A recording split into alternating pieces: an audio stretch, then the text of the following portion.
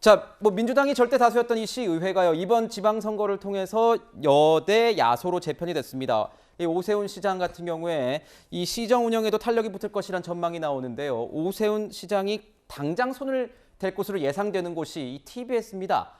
오세훈 서울시장 같은 경우에 TBS 방송을 교육방송 형태로 개편하겠다는 공약을 내놨었습니다. 오세훈 시장과 그리고 김어준 씨의 이야기를 들어보겠습니다.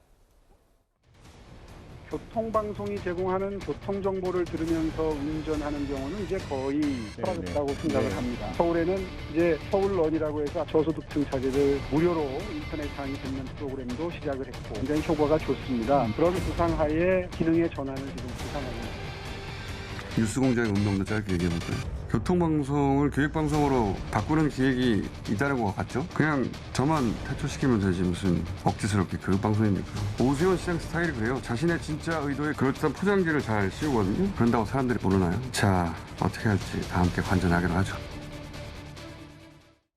자, 김어준 씨는 이렇게 얘기하고 있네요. 평론가님. 이 오세훈 시장의 스타일이 원래 그렇다. 이렇게 다른 의도가 있는 것이다.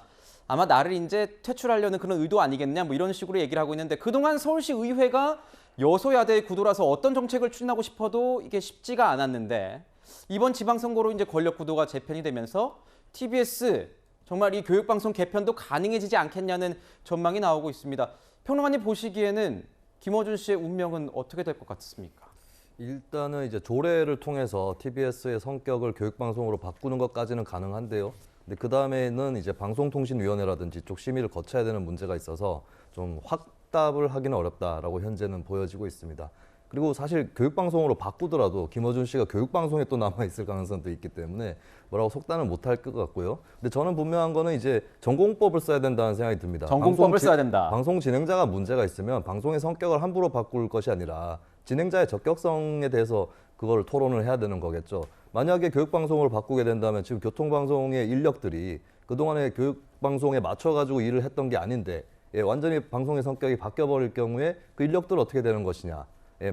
그들이 그냥 자리를 지킨다고 할지라도 또 완전히 다른 업무를 수행해야 되는 그런 어려움을 또 겪을 수 있는 거거든요. 그리고 이런 부분들은 이제 방송의 성격 자체를 바꾸는 것이기 때문에 이제 시민들의 의견을 좀 많이 들을 필요가 있다라고 하는 것이고 김어준 씨의 이제 그동안의 방송에서 사실 김어준 씨를 그냥 친민주당이라거나 진보라거나 이렇게 볼 수는 없다고 봅니다. 김어준 씨의 주장 중에 뭐가 진보입니까? 없어요, 그런 거. 네, 그동안에 이제 거짓 선동했고 이런 부분들은 분명하게 어떤 절차를 밟아 나가서 방송을 못하게 해야지 뭐 방송의 성격을 바꾼다 이런 식으로 접근하는 것은 너무 우회적인 접근이라고 보여집니다. 네. 방송인 김어준 씨의 입지가 이번 지방선거를 통해서는 조금 좁아지지 않았나 이런 분석도 나오고 있는 가운데 반면에 이 서울시장, 오세훈 서울시장은 이번 지방선거를 통해서 뭔가 입지가 더 강화된 모습입니다. 지금 보시는 것처럼 서울 426개 동을 이번 지방선거에서 싹쓸이했습니다. 자, 여기서는 구청장도 민주당 출신 구청장들도 있는데 교차 투표 이제 다른 투표 선거를 한 게 된 거죠. 자, 이런 상황에서 보면은 한국갤럽이 지방선거 다음 날인 2일 이 조사에 따르면요. 이번 지방선거에서 당선된 17명의 시장 도지사 중에 앞으로 가장 기대되는 사람은 누구인가? 자, 2명이 동률이긴 하지만 오세훈 서울시장과 김동연 경기지사가 20%대로 지금 가장 기대가 되는 큰 단역단체장으로 선택을 받았습니다. 자, 이도미 의원님께 여쭤보겠습니다. 이렇게 되면 대권 과도, 그러니까 5년 뒤에 대권 과도를 밟는데 오세훈 서울시장이 이 여권에서 뭔가 입지가 커졌다 이렇게 저희가 평가할 수도 있습니까? 5년이라는 긴 시간이 남긴 해서 좀 여쭤보려고요. 뭐 그렇게 볼 수 있겠죠. 지난해 4.7 보궐선거 때 18% 이겼을 때 야 대단하다 했는데 이번에는 뭐 그 차이가 더 20%포인트 차이로 더 늘어났죠. 지난 4.7 재보궐선거에서 426개 동 가운데 5개 동은 그래도 박영선 그 후보가 이겼는데 이번에는 뭐 전체를 다 그 싹쓸이했고 특히 구청장으로 따지면은 17대 8입니다. 8개 구에서 민주당이 이겼어요. 근데 그 구에서도 오세훈 시장은 그 이겼으니까 저 승리는 단순히 국민의힘의 승리일 뿐만 아니라 오세훈의 승리라는 측면을 굉장히 강조할 수 있겠죠.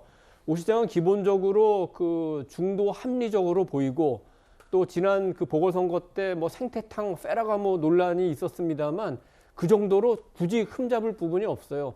10년 그 저 광야에서 떠돌면서 그 세상의 어려움도 많이 공부를 했고 또 신언서판이라고 본인대로 생김새도 깔끔하고 말도 설득력 있게 잘하고 아까 말씀드린 대로 정책도 굉장히 합리적인 방향으로 가기 때문에 오히려 이제 2030 젊은 층에서 아니 저런 사람이 있었어? 왜냐 10년 떠나 있었으니까 몰랐다가 서울시장을 2번이나 했구나. 그래서 새로운 그 보수의 인물을 찾았다고 느끼는 분들도 굉장히 많습니다. 그래서 상대적으로 이제 그 대권 과도에서도 굉장히 그 중요한 후보 가운데 하나고 현재로서는 뭐 가장 앞서가는 후보다 뭐 이렇게 얘기해도 뭐 너무 그 과장된 것은 아니라고 생각합니다. 네. 좋은 내용이긴 하지만 이 외모에 대해서 이 평가는 개인적이기 때문에 조금 개인 의견으로 하고 넘어가도록 하겠습니다.